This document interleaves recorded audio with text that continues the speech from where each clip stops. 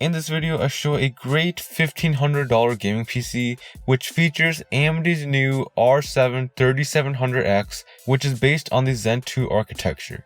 Now this PC can game and edit at 1440p and 4K without an issue. This is the hardware hub, and without wasting any more time, let's get right into it. So before we start, I would like to quickly mention I have links to everything in the description, so check that out if you're interested. But with that out of the way, let's get into the build itself. For the CPU, I went with the AMD R7 3700X for $329.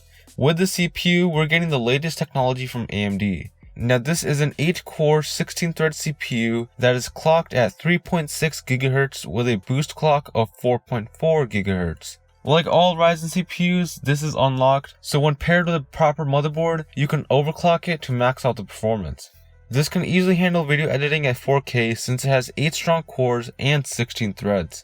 Gaming will also be no issue as it has more than enough cores for modern games. So like most Ryzen CPUs, with this you're getting a great CPU for both productivity and gaming.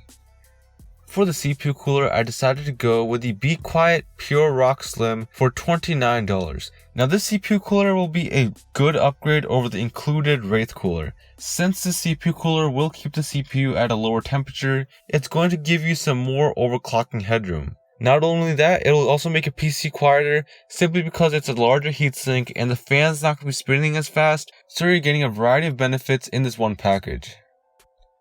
For the motherboard, I went with the MSI X570A Pro for $160.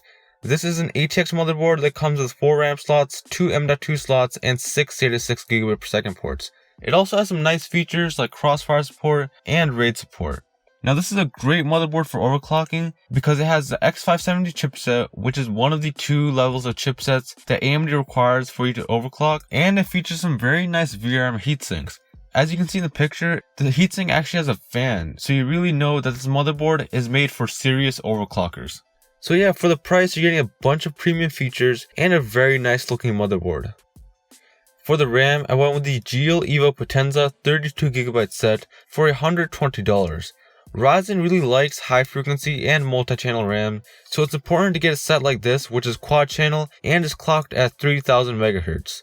The 32GB capacity on this is enough to do 4K video editing and is more than what most games need nowadays, so going with a set isn't going to give you issues in gaming or productivity.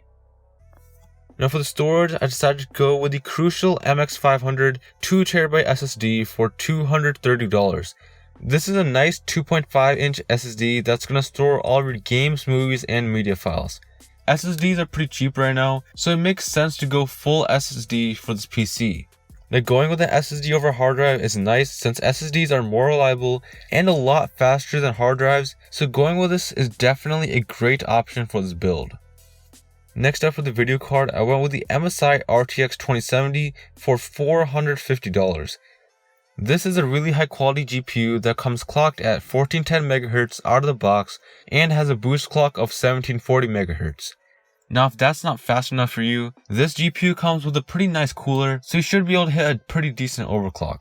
The 8GB of GDDR6 VRAM that this has will allow you to game at 1440p without any issues and will allow you to do some 4K gaming as well. All around for $450, you're getting a very nice GPU from Nvidia. Next up for the case, I went with the NZXT H500 for $70. This is a pretty nice ATX case that comes with a pretty large tempered glass side panel. It also has a PSU shroud and a bunch of room behind the motherboard, so cable management is going to be pretty easy. On top of that, it has a bunch of expansion slots for any PCIe cards, fans, and storage drives, so when it comes to expanding in the future, there's not going to be a big issue. Altogether, it's a very premium case that has all the features that you want at this price point. For the PSU, I decided to go with the 750W Cooler Master MWE for $90. This is an 80+ gold rated PSU, which means that it's pretty reliable. Now this comes with all black cables, which looks very sleek and is a big upgrade over the ketchup and mustard cables we see in low-end PSUs. And on top of that, it's fully modular, which means that you can customize the cables by swapping it out and getting a custom set of cables, and it's going to allow for better cable management because you can remove the cables that you don't need. So there's not much more to say, it's an excellent unit for a great price. Now you might be wondering, how will this PC perform? Well, in the latest games like Assassin's Creed Odyssey and Far Cry 5, you will be able to play at 4K Ultra settings with above 30 FPS. If you want to hit 60 FPS, you have two options. You can either drop the resolution down to 1440p, in that case you will definitely hit at least 60 FPS, or the other option is simply dropping the settings at 4K. So instead of playing at 4K Ultra, playing at 4K medium to high settings will probably get you close to 60 FPS. I mean, being able to push these frame rates in the latest games at 4K is no small feat. So no matter what you do, you'll definitely be able to tweak the settings and get an experience that satisfies your needs. Before we end this video, I would like to quickly mention I have links to everything in the description, so check that out if you're interested. Also, if you have questions about PCs or PC building in general, you can leave a comment down below, or you can send me a tweet on my Twitter, which is also linked in the description. But yeah guys, that's all for today. If you liked the video, please be sure to hit the like button. If you didn't like it, please dislike this video and subscribe for more content, and I'll see you guys in the next one.